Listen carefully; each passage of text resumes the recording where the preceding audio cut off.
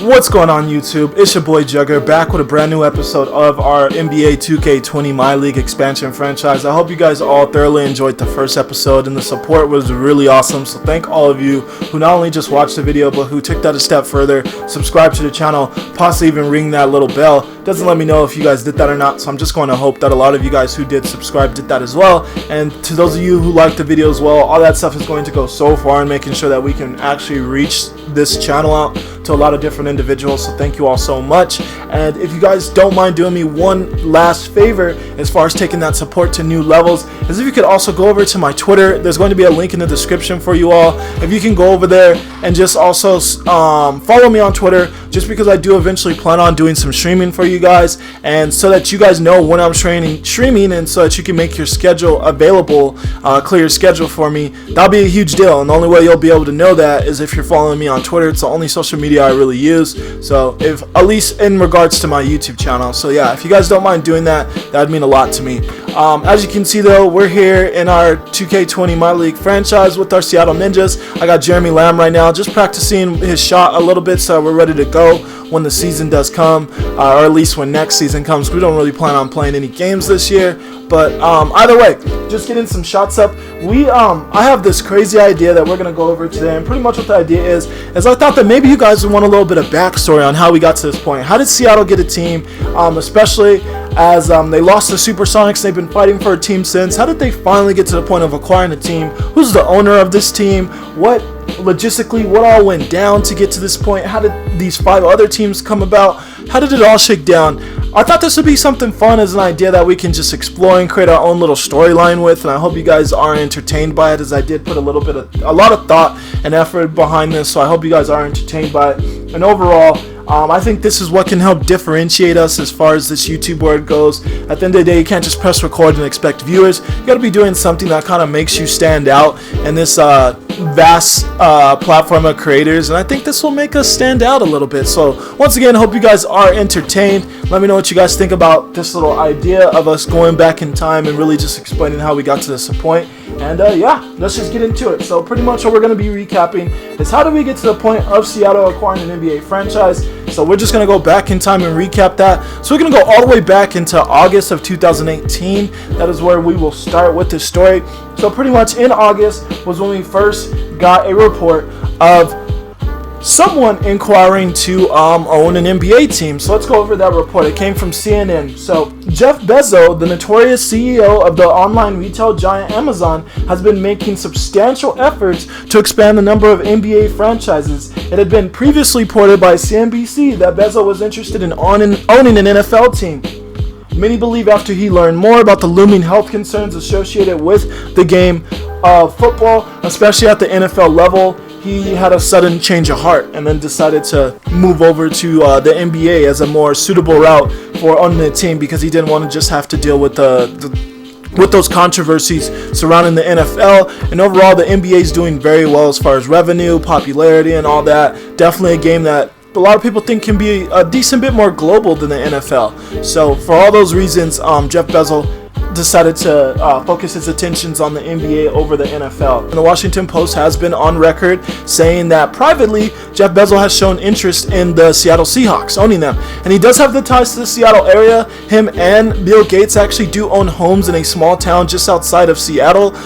So he has the ties to Seattle. He has inquired about the Seattle Seahawks, and it would just make sense that he would want to, if he did change his focus from the NFL to the NBA, that he'd want to bring an NBA franchise back to Seattle like they had back in the good old days. So it makes a lot of sense.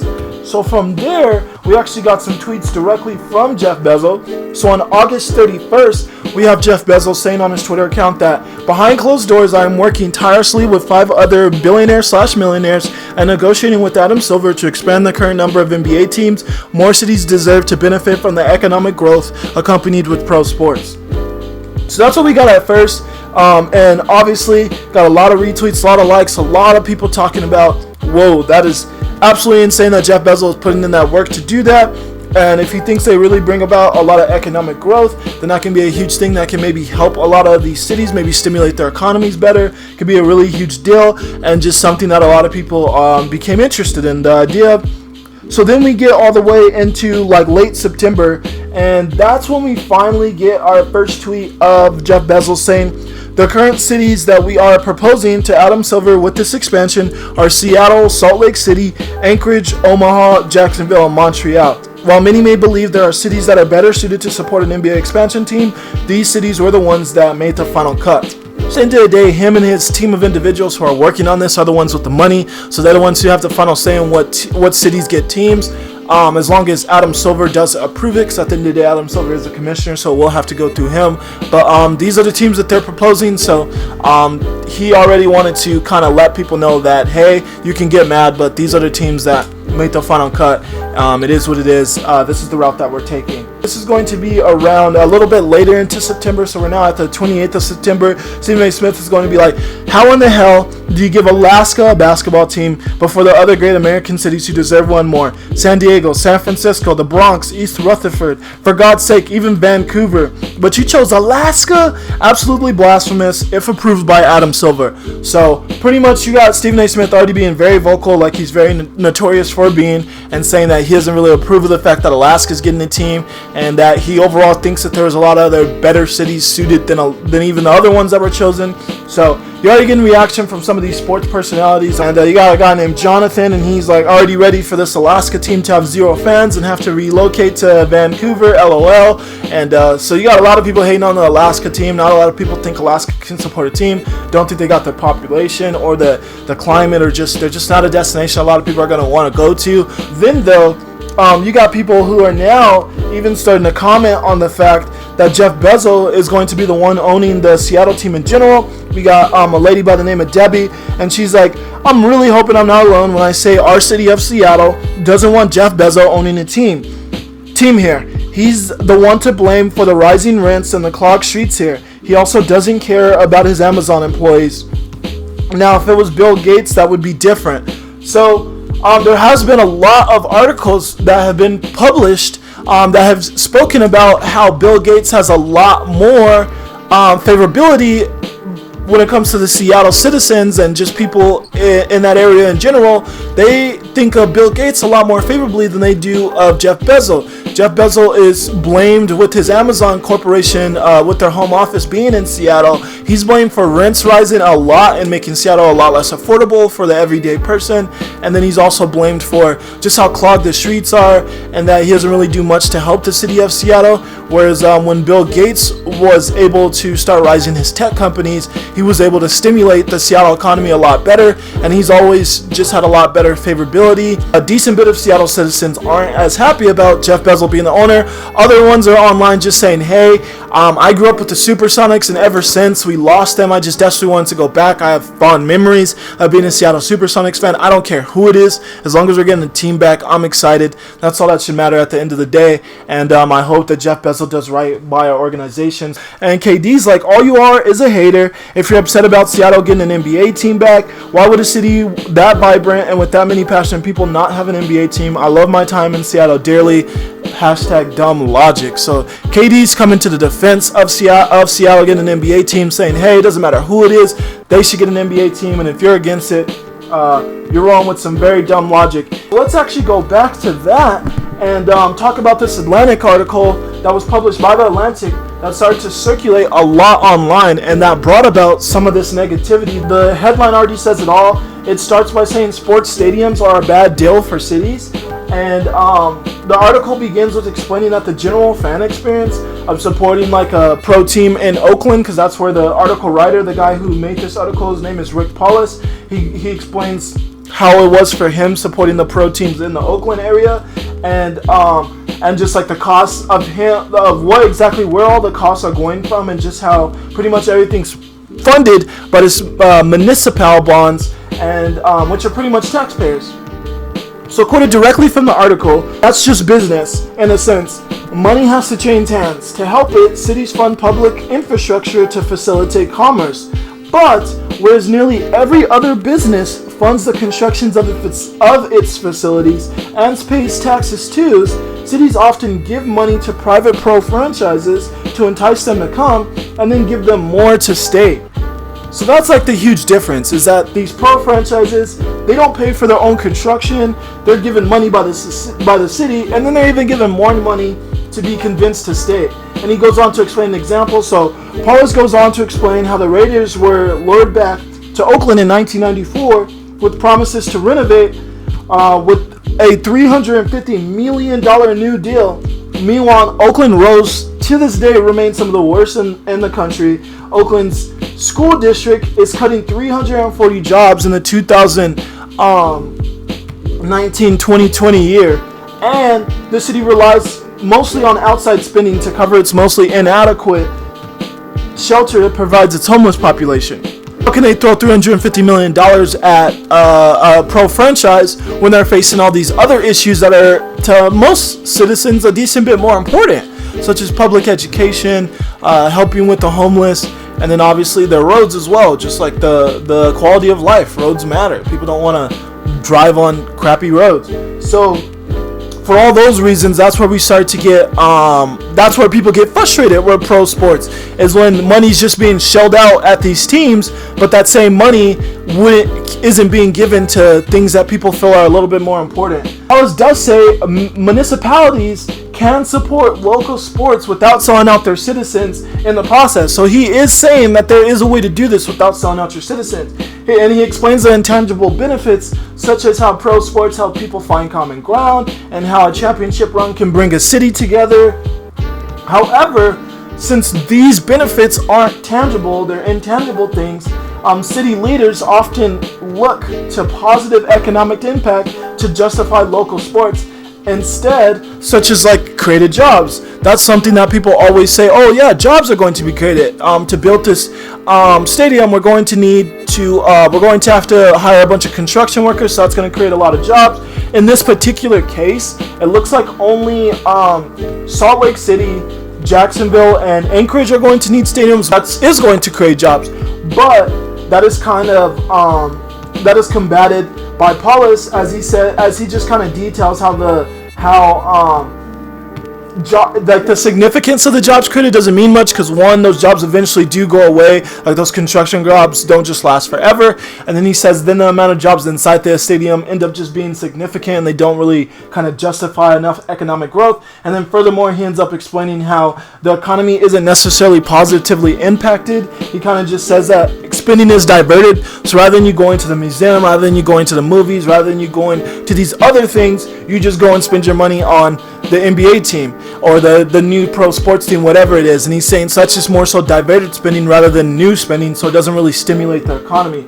And then he even explains further how it doesn't stimulate the economy in this quote, where he's like, imagine a stadium as a giant drain. Money flows from the community into the stadium, where it whirls around for a bit, then funnels down some murky pipes exiting far, far away. Some leaves with players, some with owners and ownership groups, and some with the league itself.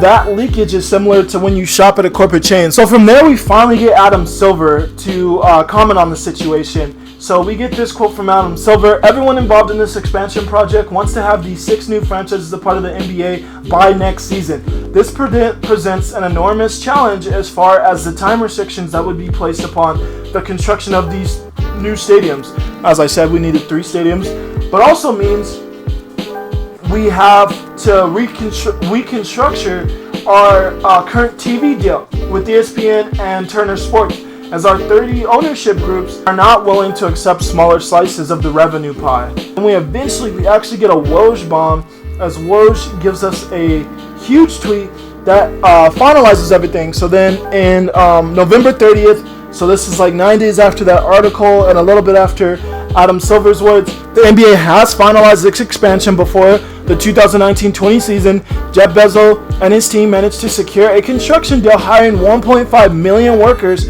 to produce stadiums for Salt Lake City, Anchorage, and Jacksonville. NBA TV deal has been restructured to $3 billion for the now 36 teams. So previously it was $24 billion. Since they added 6 more teams, they were able to up it to $30 billion. It's just amazing for the league to be able to get this done so quickly. Just something that no one saw coming. So then we get a few players reacting, and even some sports analysts are reacting. One that's worth looking at was LeBron. He's like, Anchorage, Jacksonville, Montreal, Omaha, and Seattle. He doesn't say Salt Lake City, since they do actually also have the Jazz. So this isn't new for them, but he does say, are y'all ready to have some NBA basketball? super excited to see more fans of this great game to get to experience it at the highest level, but also with all the talent in the league, it's great to see more opportunities open. That's how we got here. Jeff Bezos is the owner of the Seattle Ninjas, and yeah, so the team has a lot of money for that reason. So that's where free agency and all that, we're just hoping that we can do a lot of stuff with that. But overall, thank you guys for listening to the backstory. I hope you guys did enjoy that. And yeah, I hope it was cool to just kind of hear how we got to this point. And storylines are going to be a huge thing throughout this, as we just kind of figure out what exactly is going on with our team, what exactly we're doing and stuff like that. So the first thing I obviously want to go over is we left off last episode talking about trades. So let's go back over to those trades and let's so yeah, let's quit this. And let's see what exactly we were able to do. Obviously, I was talking about getting rid of Mike Conley and getting rid of Marc Gasol. They have the hefty contracts. They're on the older side. We didn't want them, and we plan on trading them away. So was I able to actually get first-round picks like I wanted? Well, let's see. So let's go over to our transaction report.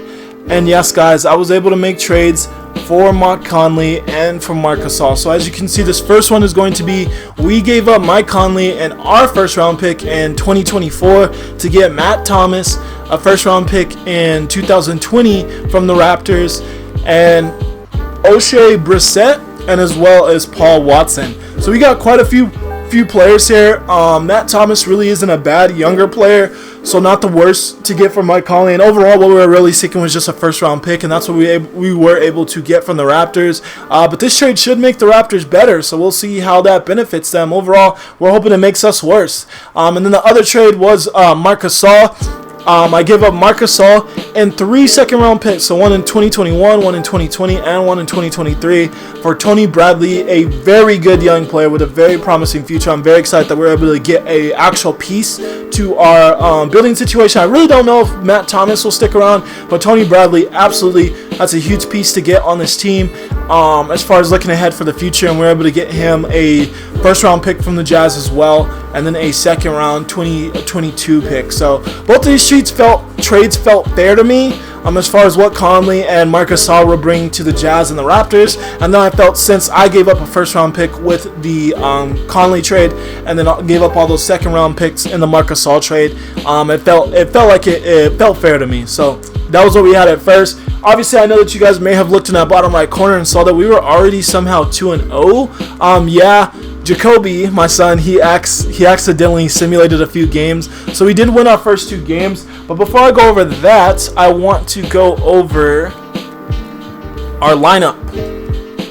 So this is going to be our lineup. So Patrick McCaw can actually play small forward and point guard. And I actually did do a little finagling, making sure everyone could play a secondary position. Just because I have the game just do some subbing for me at times. Just because to always pause the game and manually sub. Because it's so hard to just sub while your guy's dribbling. That's just too hard. So to pause the game and manually sub all the time is just too much. So I like to just give people secondary positions so that the game will actually put them in at those other positions. Not just the one it says they can play all the time.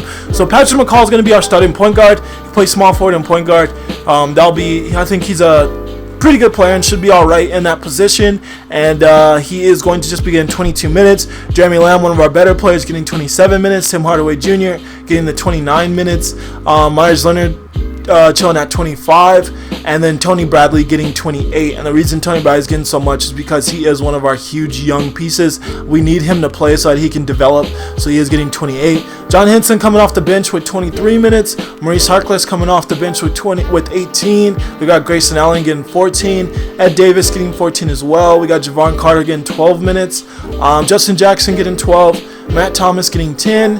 Dylan Windler getting 6, and then Chason Randall not getting any playing time. So that's where we're at with all of that. Next, I wanted to go over to our player mentorship. So this is a newer feature in 2K. I don't know how new because I didn't play last year's 2K, but overall, pretty much you can allow your players to get mentored by an older player. It works best when there is a huge age difference, so I don't know if some of these like only 4-year difference ones are going to work. But either way, we do have John Henson mentoring Justin Jackson for putback, boss, pick and roller, and boxing out.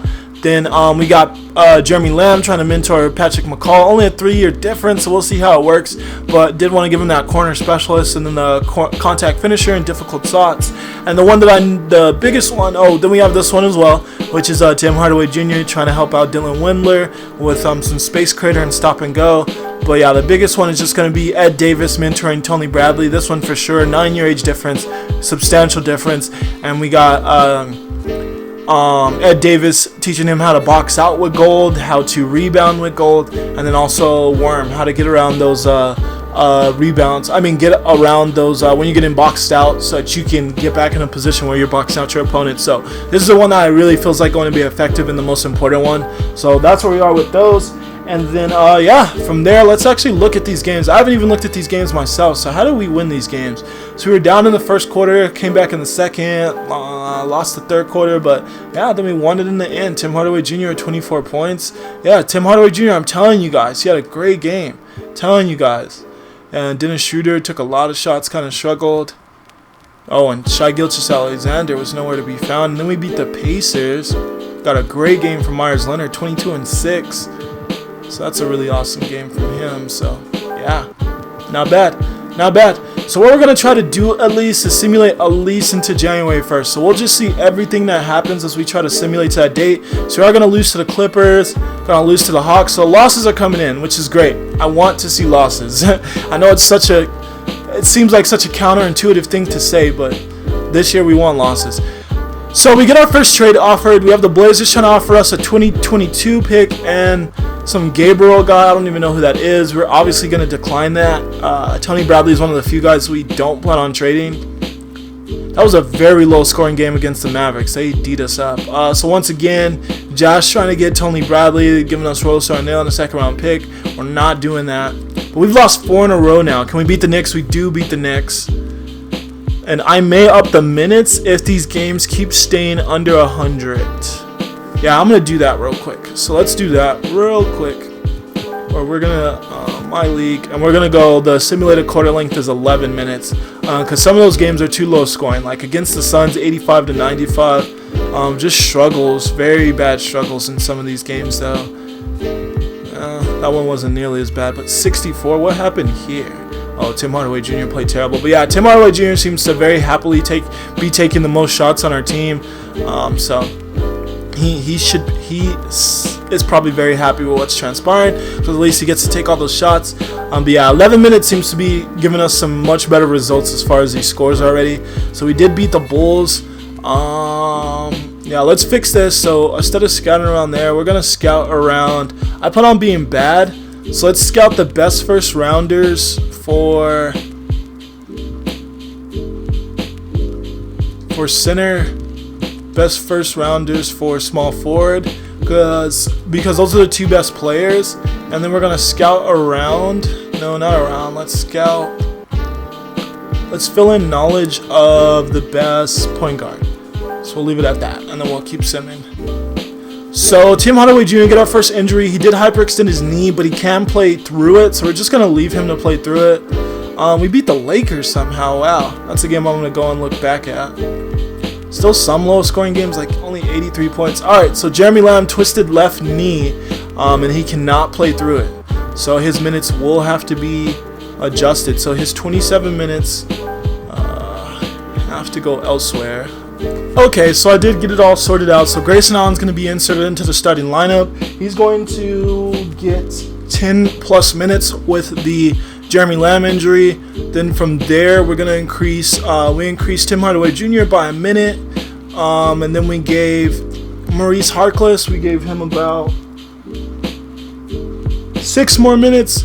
We gave Javon Carter 4 more. And then we gave Matt Thomas 6 more minutes. So that's the lineup with the Jeremy Lamb injury. And oh my, we got destroyed in this game. Yeah, so things aren't going well. But yeah, let's just keep on simming. If we can sim the whole season this episode, that'd be ideal. So I'm hoping we don't have too many more injuries.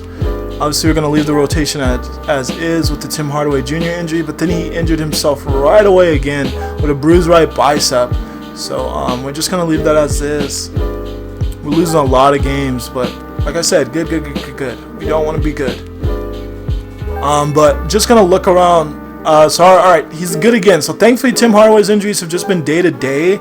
Oh no! Bro, come on, Tony man, Bradley with the sprained left knee. Come Oh my on, lord! man. All right, well that couldn't be worse. That's the guy who we're trying to develop. That's the guy we need to be playing, and he's gonna be out 2 to 4 weeks. So not even a small injury. That's a long time frame.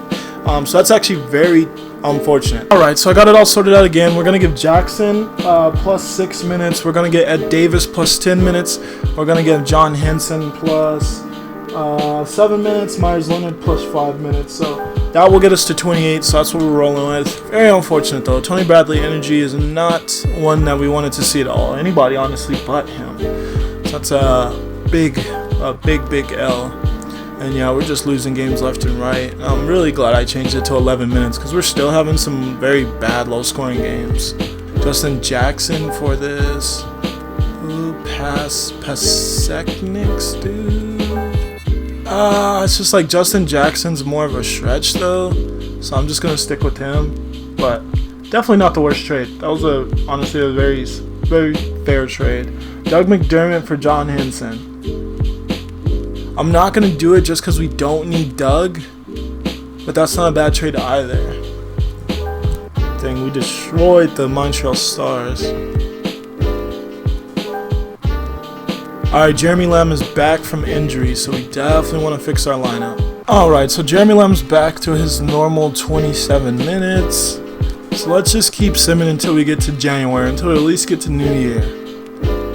And losing some more games. So our record's 8-16, which is fine by me.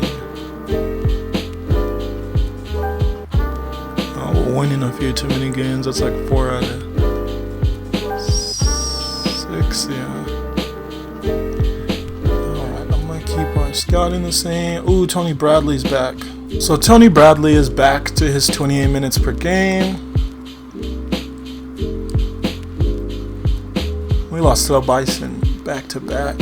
Some low-scoring affairs. Oh my, torn left MCL for Maurice Harkless. Alright, that's a huge deal. Okay, so I adjusted the lineup. We give him McCaw 2 more minutes, Lamb 2 more minutes, Hardaway 2 more minutes. Then we gave Grayson Allen 4 more minutes, Matt Thomas 4 more minutes, and then Dylan Windler 4 more minutes. So that's what we're going to do with Maurice Harkless being out for quite some time. Hopefully these injuries can chill out so that we can just simulate the season. I think I am just going to try to go all the way to the end of the year in this episode. Just so that the next episode can literally just be about the offseason. And then we can finally just get to games in the one after that. We'll have to see where we are in the standings though, because we're starting to win a decent bit of games. And I don't feel like we're the worst team. And we may have to do a trade for a worse pick. Tim Hardaway and Chase On for no. That's a quick no. Good try though, Mavericks.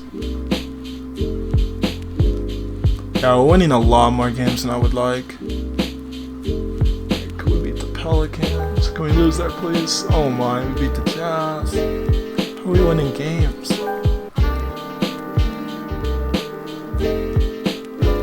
Getting close to 500. 6 games under. Oh my. So we haven't really scouted. Yeah, I'm going to change our target players real quick. I think we should have a high pick. This guy, he's 25, so we'll finish him off. And then we got him. Okay. Alright, so we made it all the way here. Let's see. In the new year, let's see where we stand as far as standings go. So the Clippers are going to be the best team in the West, followed by the Blazers, Lakers, Mavericks, Golden State, Utah, Houston, and then the Suns. Is that all 8? 1, 2, 3, 4, 5, 6, 7, 8. Yeah. Suns. Oh, the Salt Lake City Swarm aren't doing bad. So there's 3 teams with worse records than us, which I don't like to see. Don't like to see that at all. And then in the East, we got the Bucks. Oh my lord, Bucks only 4 losses. Then the Raptors, Brooklyn. So the Raptors pick is going to be terrible. with them doing that good. So yeah, we want to trade away that Raptors pick for sure. How about what the Jazz doing? Yeah, they're not doing great, but they're really not doing. Yeah, they're actually a good team. So the Jazz pick isn't going to be good either. So if we can trade Toronto and the Jazz pick for like New York's pick, yeah, that's actually what I'm going to try to do right now. Just because if I wait even longer, then alright, no trades were found. Alright, so I'm gonna have to make my own trade. If I waited even longer, it's just gonna be harder to get the next pick. Like the closer we get to the trade deadline, the more and more it's going to be obvious that that's the worst pick. Like they're gonna have the first pick. So I need to I gotta make moves now.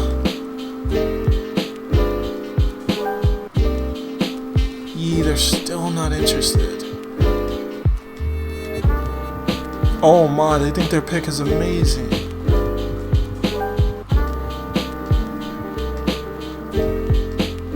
Oh yeah, we're not gonna get that.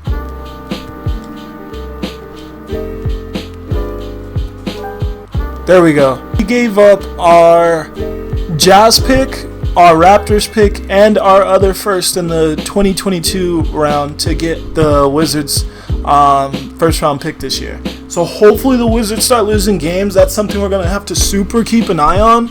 But yeah, looks like what transpired. And let's actually look at some of the trades that shook down because I forgot that I increased it. So Gary Trent Jr. traded for Damian Lee and a first round lottery pick in 2021. That's who the Warriors really wanted. It appears Ilyasova for just some like kind of bench guys, but the Spurs got Ilyasova. I don't really know what the Bucks really got out of that trade. Suns traded Aaron Baines and a second rounder for Matisse Thybulle. That's a really good trade for the Suns in my opinion. Even though Baines is a really good player, he's just older, and Matisse, young player with tons of potential. So good trade for the Suns. So no blockbusters, but definitely some interesting trades. The All-Star vote right now. So it looks like the All-Stars are LeBron, Anthony Davis, Kawhi Leonard, Jokic, Karl-Anthony Towns, DeMar DeRozan, Rudy Gobert, Steph Curry, James Harden, Luka, Lillard, and Russell in the Western Conference. And then in the East, we got Giannis, Kevin Durant, Chris Middleton. Ooh, Chris is very high. That's crazy for him. Pascal, Bam Adebayo, Jimmy Butler, Nikolai Vucevic, Kyrie, Trae Young, Ben Simmons, Bradley Beal, and Zach LaVine. So love to see Bradley Beal on there. And yeah, no huge surprises. Last thing is just the award races. Right now, Steph Curry leads the MVP race, Zion, the Rookie of the Year race. But Bol right there with him though. Six man, looks like Mohamed Bamba. I'm actually gonna fix him. He's actually one of those guys who gets screwed over just by that stupid positional crap. And we got Kawhi Leonard and Paul George in defensive, so Clippers are really doing something right. Oh, most improved, Shaquille Harris. That's cool for Alaska, the Snow Devils. And then obviously a few other players on these teams because they're just getting so many more minutes than they're accustomed to that it's very often you see some of these expansion players on this most improved when you do an expansion series. Alright guys, so this episode's already on the longer side, so we're just going to try to sim to the All-Star game and then we'll have to call it quits there. Next episode though, we'll finish out the year. We'll see where we're at. We'll see if we got another trade here. It's a lottery in 2022 in Ojale. Yeah, we're not trading Tony Bradley for anything other than a crazy trade. Yeah, so this episode's already on the longer end, so we'll just try to get to the All-Star game, and then in the next one we can finish out the year. Just see before the trade deadline if there's any more trading we want to do with picks. I doubt it though. I think this is where we're going to end up staying. And then we'll see where our pick's going to land us as well. Tim Hardaway Jr. with a high ankle sprain, 1 to 2 weeks. Alright, gotta fix this one as well real quickly. I'm actually going to stop the episode here because we're already on the longer end, so we're just going to stop here. I'll have the roster all fixed once we get back in the next one. And like I said, we're going to finish out the year in the next one, and then we're going to do the full offseason. And the episode after that, we'll finally get into some basketball. But the offseason is going to be a ton of fun. We got the draft lottery. We got any changes to the rules that are going to happen over that year. We get to put teams in the correct conference they should be in. So Omaha will be in the East like they should be, and Alaska with us. So yeah, and then we'll have free agency, and we'll see what star we can bring on, bring to the Ninjas. So lots of awesome stuff. Once again, I hope you guys enjoyed that like whole backstory, kind of just setting the scene type of deal that we did at the start of this episode, and I hope it didn't like drag or anything to you guys. Definitely leave some feedback in the comment section for me so I know exactly what you guys thought of that. Hit that subscribe button if you haven't already so you don't miss out on any future episodes of this series, but not only this series but other series we're going to start on this channel. Hit that little bell too so you definitely get a notification so you know exactly when that video goes live. Once again, in the description, please follow my Twitter so that once I start streaming I can actually have some of you guys there so I'm not just talking into the void, because that's a little hard to do. Start to feel a little kind of crazy if you do that. And then and yeah, lastly, like the video if you want to, but overall thank you guys for just watching. Your support means everything. This is your boy the Jugger signing off. Y'all have a good rest of your day. Peace out.